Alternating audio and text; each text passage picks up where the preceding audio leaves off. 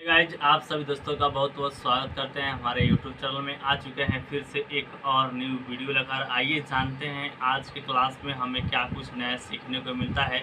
जैसा कि मैंने आप सभी दोस्तों को बताई है कि हम क्लास करते हैं पर डे 71 BPSC का, तो हमारा क्लास स्टार्ट हो चुका है। चलिए पढ़ते हैं और आप सभी दोस्तों को बताते हैं क्या कुछ नया सीखने को मिला है आज के क्लास में से। ठीक है दोस्तों,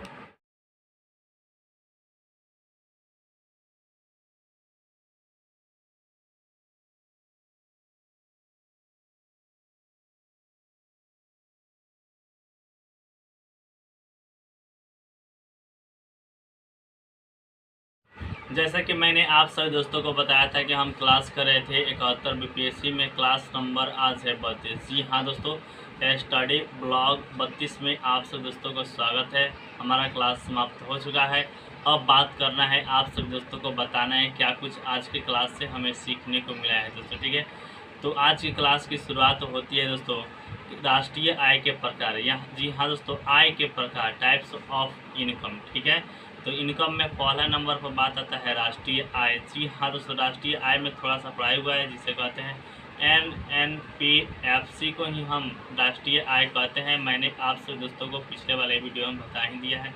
उसके बाद दोस्तों थोड़ा सा पढ़ाई हुआ है प्रति व्यक्ति आय। जब हम कुल राष्ट्रीय आय में कुल जनसंख्या से भाग दे देते हैं तो हमारा निकल जाता है प्रति व्यक्ति आय। उसके बाद दोस्तों पढ़ाई हुआ है तीसरा पॉइंट निजी आय यानी कि प्राइवेट इनकम। प्राइवेट इनकम उसे कहते हैं किसी देश की प्राइवेट लोगों के द्वारा कमाई गई आय दोस्तों। ठीक है, आप समझ चुके। अब बात करें तो इसमें 4-5 पॉइंट लिखाया गया है, आइए हम आपको बता देते हैं। ठीक है, नंबर 1 पॉइंट में लिखाया गया निजी क्षेत्र की आय। निजी क्षेत्र आय की कहने का मतलब जो कि प्राइवेट इनकम में शामिल होता है। ठीक है, निजी क्षेत्र की आय, निजी क्षेत्र आय कहने का मतलब है जितनी प्राइवेट कंपनियां आय प्राप्त कर रही है वह सभी इसमें शामिल होती है।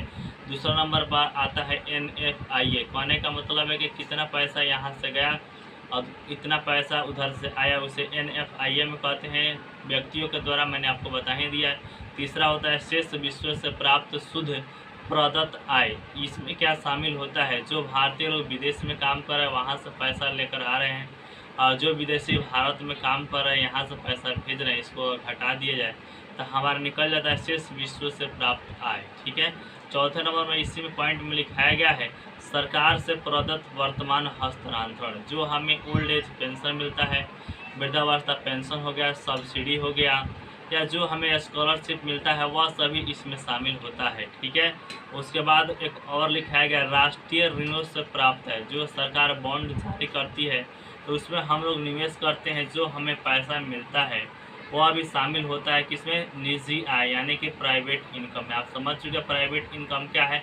अब उसके बाद दोस्तों पढ़ाया हुआ है प्राइवेट इनकम का व्यक्तिगत आय। जी हाँ दोस्तों, व्यक्तिगत आय यानी कि पर्सनल इनकम। पर्सनल इनकम क्या होता है, जब हम निजी आय में से निगम कर यानी कि कंपनी के द्वारा टैक्स होता है उसको घटा देते हैं और जो गैर वितरित लाभ कर होता है उसको अगर हम घटा देते हैं तो हमारा निजी आय निकल जाता है दोस्तों। ठीक है, अब बात कर लेते हैं व्यक्तिगत परियोज्य आय यानी कि पर्सनल डिस्पोज इनकम क्या होता है, आइए आपको हम बताते हैं।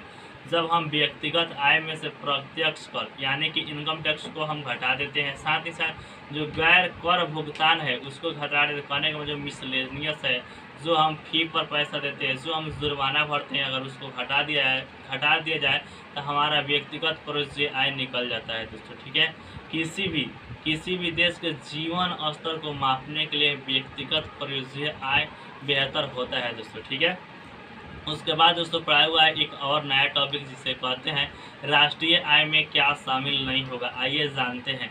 जो हम सेकेंड हैंड वस्तु को खरीदते हैं तो वह दोस्तों राष्ट्रीय आय में शामिल नहीं होगा, क्योंकि हमने जो पहली बार वस्तु को खरीदा था उस समय जुड़ चुका था वह पैसा। दूसरा में आता है दोस्तों जो गैर कानूनी रूप से हम पैसा कमाते हैं तो उससे जो आय प्राप्त होगा वह राष्ट्रीय इनकम में शामिल नहीं होगा दोस्तों। अब बात कर लेते हैं नंबर 3, विदेशी कंपनी जो भारत में लगी है जो आय प्राप्त कर रही है वह दोस्तों राष्ट्रीय आय में शामिल नहीं होता है, लेकिन भारतीय कंपनी जो विदेश में जाकर काम कर रही है उससे जो आय प्राप्त हो रहा है वह भारतीय माने राष्ट्रीय इनकम में शामिल होगा दोस्तों। ठीक है, उसके बाद दोस्तों जो शेयर बाजार से हम लेन देन करते हैं वह भी इसमें शामिल नहीं होता है। जो हस्तांतरण भुगतान होता है जिसके बदले में हम कोई काम नहीं करते तब भी सरकार हमें पैसा देती है वह भी इसमें शामिल नहीं होता है, जैसे कि ओल्ड एज पेंशन, स्कॉलरशिप आदि हो गया। उसके बाद दोस्तों मध्यवर्ती वस्तु भी इसमें शामिल नहीं होती है दोस्तों, ठीक है। उसके बाद जो माताओं बहनों द्वारा जो घर में काम किया जाता है जिसके बदले में पैसा नहीं मिलता है, वह भी इसमें शामिल होता है दोस्तों, ठीक है। उसके बाद दोस्तों पढ़ाई हुआ है एक और नया चैप्टर आज ही के क्लास में, जिसे हम पढ़ते हैं आर्थिक विकास या इकोनॉमिक डेवलपमेंट दोस्तों, ठीक है। इसी में एक और पॉइंट पढ़ाई हुआ है दोस्तों, गरीबी जाल। गरीबी जाल क्या होता है? जब हम कम आय प्राप्त करेंगे तो कम बचत होगा, जब कम बचत होगा तो हम कहीं पर कम निवेश करेंगे, जब कम निवेश करेंगे तो कम आर्थिक विकास होगा हमारा दोस्तों, ठीक है। इसी को कहते हैं गरीबी जाल दोस्तों, ठीक है। अब बात कर लेते हैं जो आर्थिक विकास यानी कि इकोनॉमिक डेवलपमेंट क्या होता है।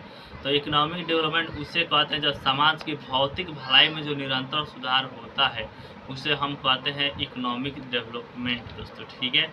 मापन क्या होता है, कैसे मापा जाता है इकोनॉमिक डेवलपमेंट, आइए आपको बताते हैं। किसी भी देश में अगर राष्ट्रीय आय में वृद्धि हो रहा है तो हम समझें कि हमारा इकोनॉमिक डेवलपमेंट हो रहा है दोस्तों। सामाजिक में परिवर्तन हो रहा है, सांस्कृतिक परिवर्तन हो रहा है। किसी भी देश के जो अमीर वर्ग के लोग हैं उसमें बेहतर स्वास्थ्य मिल रहा है, बेहतर शिक्षा मिल रहा है, बेहतर आवास मिल रहा है, तब हम समझेंगे कि उस देश का इकोनॉमिक डेवलपमेंट बहुत ही अच्छा है दोस्तों, ठीक है। उसके बाद दोस्तों इसमें पढ़ाया हुआ है आर्थिक विकास यानी कि इकोनॉमिक डेवलपमेंट को प्रभावित करने वाले कुछ कारक है, उसको लिखाया गया 10-12 कारक। आइए आपको हम बताते हैं। जैसे कि किसी भी देश का अगर बुनियादी ढांचा सही तरीके से काम नहीं करेगा तो वह इकोनॉमिक डेवलपमेंट के कारक में शामिल हो जाएगा दोस्तों। वहीं शिक्षा भी शामिल हो जाता है इसमें। पूंजी निर्माण में अगर वृद्धि होता है तब भी वह भी शामिल इसमें हो जाता है। राष्ट्रीय प्रति व्यक्ति आय अगर सही तरीका से नहीं बढ़ रहा है किसी भी देश का तो वह भी दोस्तों इकोनॉमिक डेवलपमेंट के प्रभावित कारक में दोस्तों शामिल हो जाता है। जैसे में राजनीतिक स्थिरता हो गया, ग्रीन जीडीपी हो गया, व्यापार के आर्थिक स्थिरता, प्राकृतिक संसाधन हो गया, बचत दर हो गया, यह व्यापार बाधाएं हो गया। व्यापार बाधाएं कहने का मतलब है जब भारतीय सामान विदेश में जाता है तो विदेशी लोग उस पर दो टैक्स बढ़ा देते हैं जिससे भारतीय वस्तु महंगा हो जाता है, इसे ही कहते हैं आपका व्यापार बाधाएं उत्पन्न हो जाती है दोस्तों। तो ये आपको हमने समझाया आर्थिक विकास के जो प्रभावित करने वाले कारक है उसको हमने आपको समझा दिया। अब बात कर लेते हैं आर्थिक विकास को कैसे सुधारा जाता है, कौन कौन से पॉइंट को काम किया जाए तो हमारा आर्थिक विकास सही हो सकता है। तो नंबर 1 पर आता है दोस्तों मानव विकास सूचकांक दोस्तों, ठीक है, ह्यूमन डेवलपमेंट इंडेक्स। यह क्या होता है दोस्तों? यह होता है जीवन की गुणवत्ता के स्तर के परिवर्तन को मापता है, ठीक है, आप समझ चुके हैं। जिसे पाकिस्तान के महबूब उल हक और भारत के अमर्त्य सेन के द्वारा दिया गया, बाद में इसे यूएनडीपी द्वारा अपना लिया गया। बात की जाए एचडीआई यानी कि ह्यूमन डेवलपमेंट इंडेक्स का मान 0 से लेकर 1 के बीच होता है दोस्तों, ठीक है।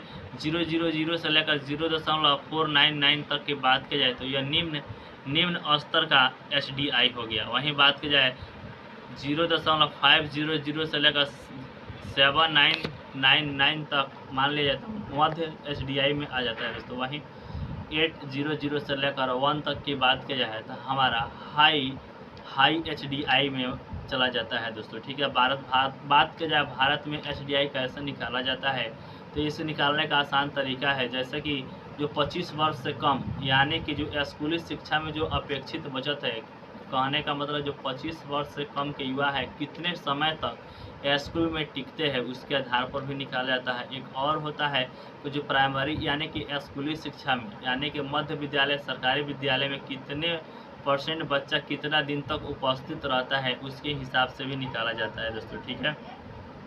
और इसमें एचडीआई में एक और शामिल होता है जीवन के समय, जन्म के समय जीवन प्रत्याशा। बात की जाए 2021 में तो 100 में 67.2% था 2021 में। वहीं 2022 की बात की जाए तो 67.7% हो गया है जीवन प्रत्याशा भारत में दोस्तों, ठीक है।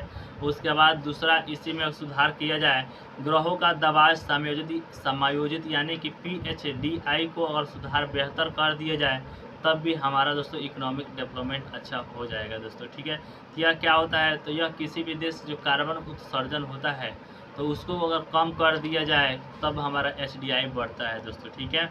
एक और होता है लिंग विकास सूचकांक जो कि 1995 में आया है और यह 3 आधार पर मापा जाता है। नंबर 1 स्वास्थ्य पर, नंबर 2 शिक्षा पर, नंबर 3 जीवन स्तर पर। तो स्वास्थ्य के कहने का मतलब है कि किसी भी जन्म के अंदर, किसी भी देश में जन्म के समय महिला और पुरुष में जीवन प्रत्याशा कितनी है उसके आधार पर इस स्वास्थ्य में देखा जाता है। वहीं स्कूली शिक्षा में कितना स्कूल में लोग पढ़ने जा रहे हैं वह स्कूली में शिक्षा में आ जाता है। वहीं बात है जीवन स्तर, महिला और पुरुष में कितना परसेंट भिन्न है उसको यहाँ पर जीवन स्तर के हिसाब से दिखाया जाता है। इसका मान 0 से लेकर 1 के बीच होता है। जितना यह 1 के करीब होगा उतना अच्छा होता है किसी भी देश में दोस्तों, ठीक है। उसके बाद चौथा है लिंग सशक्तिकरण उपाय दोस्तों, ठीक है। तो आइए इसके बारे में आपको बता दें। यह भी दोस्तों 1995 में आया और UNDP द्वारा जारी होता है। यह 2 आधार पर मापा जाता है। पहला आधार यह है कि राजनीतिक में महिला कितना परसेंट है। दूसरा है कि आर्थिक भागीदारी में महिलाओं का कितना विकास हो रहा है, महिला कितना निर्णय ले पा रही है, वह शामिल होता है लिंग सशक्तिकरण। यह 2 आधार पर मापा जाता है, हमने आपको बता दिया। उसके बाद 5वां होता है लैंगिक असमानता सूचकांक दोस्तों, ठीक है। जारी करता है GII और UNDP। यह भी असमानता का एक सूचक है। यह कैसे मापा जाता है? तो यह मापा जाता है प्रजनन स्वास्थ्य के देखकर, महिला सशक्तिकरण के देखकर और आर्थिक स्थिति यानी कि श्रम बल में कितना भागीदारी दे रही है महिलाओं, यह नापा जाता है इसमें। इसी के आधार पर दोस्तों निकाला जाता है लैंगिक असमानता सूचकांक। 5 मैंने आपको बता ही दिया है दोस्तों। यह थोड़ा डिफिकल्ट टॉपिक पढ़ाया हुआ है इसलिए हम आपको आसानी से बता रहे हैं, आप समझ चुके होंगे, ठीक है। चलिए 3-4 और पॉइंट है आपको हम बता देते हैं। एक और दोस्तों लिखाया गया जिसका नाम है समायोजित यानी कि असमानता समायोजित HDI।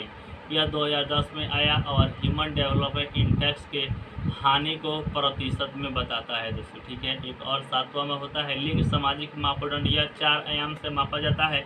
नंबर 1 राजनीतिक, दूसरा शैक्षिक, तीसरा आर्थिक, चौथा शारीरिक अखंडता के आधार पर मापा जाता है दोस्तों, ठीक है। 8वें नंबर की बात की जाए तो जीवन की भौतिक गुणवत्ता सूचकांक। यह क्या होता है? यह भी 4 आधार पर मापा जाता है। किसके आधार पर? बुनियादी साक्षरता के आधार पर, शिशु मृत्यु दर के आधार पर, 1 वर्ष की आयु में जीवन प्रत्याशा कितनी है उस पर निकाला जाए तब हमारा निकलेगा जीवन की भौतिक गुणवत्ता सूचकांक दोस्तों, ठीक है। एक और होता है जिसे कहते हैं वैश्विक राष्ट्रीय प्रसन्नता सूचकांक। यह क्या होता है? तो यह भूटान के जो 4थे महामहिम थे जिसे सिंहे यांगसू कहा जाता है, इनके द्वारा दिया गया। यह आर्थिक और नैतिक प्रकृति को मापता है। ध्यान दीजिएगा, आर्थिक और नैतिक प्रकृति को मापता है। 2012 में जारी किया गया और 150 देशों में दोस्तों लागू है। और अंतर्राष्ट्रीय हैप्पी डे 20 मार्च को भी मनाया जाता है। बहुत से कारक है जिसको सुधार करना होता है इसमें, तब वैश्विक राष्ट्रीय प्रसन्नता सूचकांक देश में अच्छा रहेगा, जिसमें प्रति व्यक्ति आय को अच्छा करना होगा, GDP को अच्छा करना होगा, सामाजिक समर्थन को अच्छा करना होगा, स्वास्थ्य जीवन को अच्छा करना होगा, जीवन विकल्प चुनने की स्वतंत्रता को अच्छा करना होगा दोस्तों, ठीक है। 10वां नंबर में आता है विश्व खुशहाली रिपोर्ट 2024। यह लोगों के खुशी को मापता है। जो 6 आधार है इसके आधार पर मापा जाता है विश्व खुशहाली रिपोर्ट, जो कि सामाजिक समर्थन हो गया, उदारता हो गया, आय हो गया, भ्रष्टाचार हो गया, स्वास्थ्य हो गया और स्वतंत्रता हो गया किसी देश के अंदर। यह 6 आधार पर अगर मापा जाए हमारा विश्व खुशहाली रिपोर्ट आएगा। वहीं बात की जाए भारत का विश्व खुशहाली रिपोर्ट में कितने नंबर पर है? तो 126वें नंबर पर है। वहीं नंबर 1 की बात की जाए तो नंबर 1 पर दोस्तों डेनमार्क है। लास्ट दोस्तों है वैश्विक लिंग अंतर सूचकांक, जो कि WEF द्वारा जारी होता है। इसके भी 4 मुख्य प्रावधान है जिसके आधार पर यह मापा जाता है। तो 1 में है आर्थिक भागीदारी और अवसर के आधार पर, शैक्षणिक उपलब्धियों के आधार पर, स्वास्थ्य और जीवन रक्षा के आधार पर, चौथा होता है राजनीतिक सशक्तिकरण के आधार पर, किसी देश के अंदर कैसी राजनीति चल रही है उसके आधार पर। ये 4 पीस मैंने बताया, इसी के आधार पर निकल जाता है वैश्विक लिंग अंतर सूचकांक दोस्तों, ठीक है। यह भी 0 से लेकर 1 के बीच होता है। अगर 0 रहेगा तो खराब रहेगा, लेकिन 1 रहेगा तो अच्छा रहेगा। भारत का स्थान बात की जाए तो इसमें 146 है। वहीं बात की जाए नंबर 1 पर कौन है, तो नंबर 1 पर है दोस्तों आइसलैंड, जिसका वैश्विक लिंग अंतर में स्कोर कार्ड है 93.5। वहीं भारत की बात की जाए तो भारत 126वें नंबर पर है और भारत का स्कोर कार्ड 68.5 है। तो यहाँ तक कंप्लीट पढ़ाई हुआ है और यहाँ पर एक नोट्स मिला है और उसी नोट से हम यहाँ पे लिखे हैं और आपको हम बता रहे हैं दोस्तों, ठीक है। एक बार आप अपने से कहीं से पढ़ लीजिएगा और तब बेहतर तरीक़ा से समझ में आएगा, नहीं तो आप बनाइएगा क्वेश्चन तब आपको समझ में आ जाएगा। तो यहाँ तक कंप्लीट पढ़ाई हुआ है। कैसा लगा यह वीडियो आप सब दोस्तों को नीचे कमेंट कर बता दीजिएगा। मिलते हैं नेक्स्ट वीडियो में, तब तक के लिए जय हिंद।